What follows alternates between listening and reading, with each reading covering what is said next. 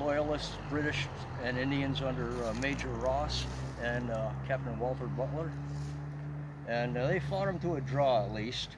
And then reinforcements were coming up from downriver, and so the raiders, just went back to Canada. And on the way, Walter Butler got killed. That's a famous story. He was here in Johnstown, yeah. Pardon me? Here in Johnstown, New York. Yes. He was the leader of the Loyalists at the Cherry Valley Massacre, as they call it. I went up to Cherry Valley. I've been up by the cemetery. I haven't been in it yet, but I have been by the cemetery up at Cherry Valley. There actually on the November, I think it was 11th. Pretty sure it was the 11th of November that battle was fought, and it was so one-sided, and non-combatants were killed. They called it a massacre, and but nobody was there. I was up there not this past year, the year before, the 20th. I don't know what year was that. 2018, the 240th anniversary. This will be the 240th anniversary of the Battle of Johnstown in October. Happened, 6 days or more than that? Well, 6 days after Cornwallis surrendered down in Virginia. Okay. And say Cornwallis, that was the last surrender of a big army, but the war wasn't really over until 1783 when they signed the treaty. And this was a very important battle because if Ross and Butler had been able to report that the Patriot resistance west of Schenectady in the Mohawk Valley corridor was beaten down, that would have made a huge difference to the negotiations in France, So, right. It was an important battle. So there's a lot of, what I understood, there's a lot of revolutionary women buried here too? Yes. But like I say, you'd have to talk to Noel Levy, the city historian, about that. The only thing I know about this cemetery specifically is that is Elizabeth Cady Stanton's brother. And I only know this by talking with Noel. Elizabeth Cady Stanton's brother, who died at the age of 20. He went down to Union College in Schenectady and got sick and died, and really upset her father. And another one is over there a little bit farther. She married a General Dodge. I think he was in the War of 1812, yeah. And she was Washington Irving's sister. She's buried there. And there's just some notables, nobody really is nationally famous, but local notables, like the guy who led the one part of Willett's army, went roundabout and caught Ross and Butler in the rear, and the guy that guided them around is buried in here. And the fellow that had the in charge of Fort Johnstown at the time, and there's other people like that in here. Oh, it's a really rich history here in Johnstown. Yeah. So they had a lot to do with the Revolutionary Wars. Yes. Stuff like that. Very much, yeah. So that makes a lot of sense. What activity I picked up here as a ghost hunter. Some of the stuff that I've heard, the voices and stuff like that. Like over there, I heard a voice come across say, "Help me," over in that section. Huh. And it was a female voice. I don't know who that might have been. So that kind of caught me off guard. I'm like, okay. Then I'm starting to walk this way, and all of a sudden I hear the word COVID. COVID? I'm like, wait a minute, why is a ghost saying COVID? Yeah, I don't think it was a ghost. I don't know who it is. We were just walking. It wasn't you. So what do you use to clean the graves, matter of fact? Oh, well, actually, this is just water right now. First, I learned my technique. I've been practicing, learn as you go kind of thing, just trial and error. And I learned that the best way to clean these is take plain water first. Well, these stones I clean, but first spray on plain water. Yeah. And then scrub off the lichens and the mildew. Carefully, you don't break the stone. I mean, some of these stones are very fragile. Very fragile, yeah. And you don't want to scrub the surface right off, so you take more off than the mildew and the lichens have already eaten off.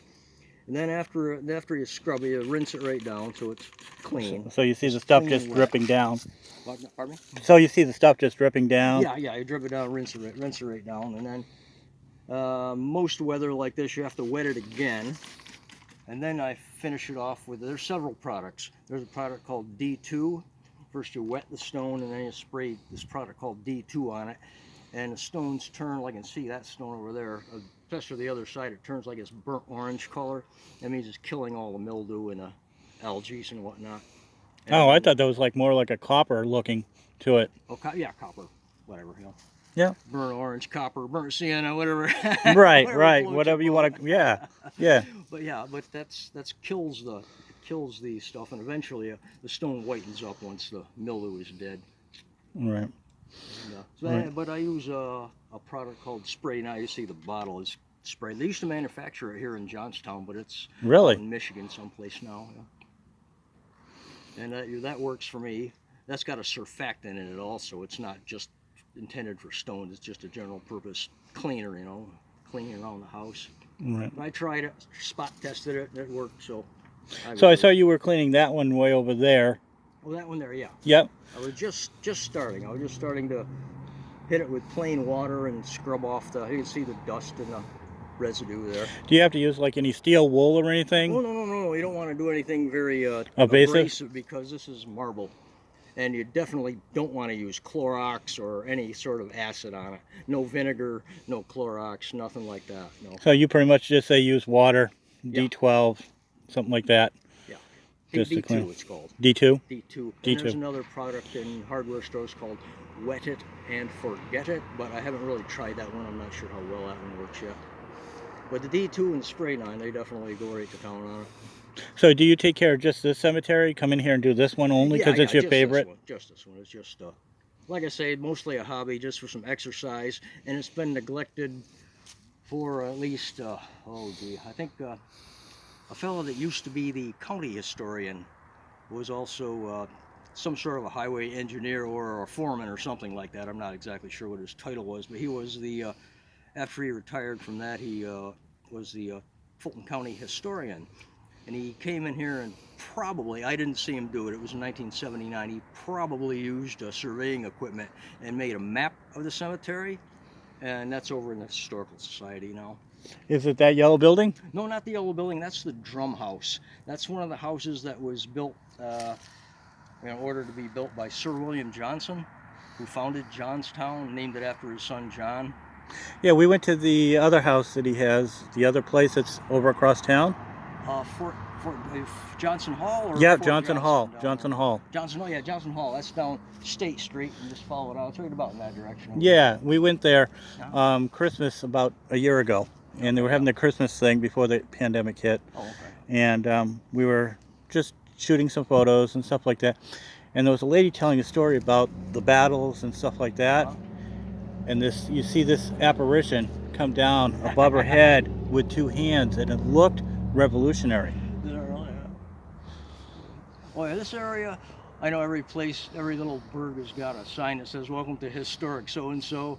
This place really has got history. I don't know what else it's got going for it now, but it's got a lot of history. It does. Just down the way was the Mohawk village of Conawaga, down there by Fonda. I guess de Tracy, one of the French guys, come through and wiped it out in 1690 something or other. This is Shelley. She wrote a book. It's called Cemeteries of Mohawk Valley. Oh, okay. So great, she's written a book about this cemetery is in there. She also put some of the trees in another book she did called what is it? Trees of Life. Yeah. Trees of Life, and this cemetery's got some of the nice trees, yeah, so she put them in there. That. A lot of these trees will probably have to come down because the branches break off and smash the stones to bits. They're big trees. At a cemetery like this, they should probably plant lilacs and stuff. These big trees are getting old. You can see some of the hearts are rotten, and probably a lot. I'd hate to see it go because there's nice shade and beautiful hard maples and stuff, but probably one of these days, a lot of it will have to come down. Now, Shelley, he actually cleans some of the stones around here. I was seeing that.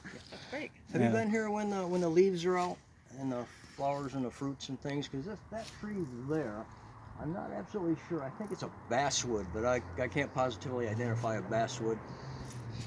Not familiar with that, really. Okay. I know this one here is a Norway spruce, and those cedars are probably red cedars. I'm not absolutely positive they're red cedars. I don't know if these are locusts or walnuts or what the heck those are. There is a ginkgo over there, actually a ginkgo tree. Then a lot of this is hard, sugar maple. There's a tamarack, the big one over there with the no needles on it right now, and a white pine, of course. Right. And a hydrangea. What is your name again, so I have it for here? Garth N. Fisher. It was very nice to meet you. Very nice to meet you too, Eric. Right. And this is Shelley. Sally, Nice how to do you meet do? you. And thank you for Oh, you're welcome. taking care of these stones. I say one of the best things George Washington ever did was to assign Colonel Marinus Willett to the Mohawk Valley. That he really had things on the ball and took care of things around here, and very important for such things as Erie Canal, things like that. Right. Again, thank you so No, much. you're welcome. Have a good day. Bye bye.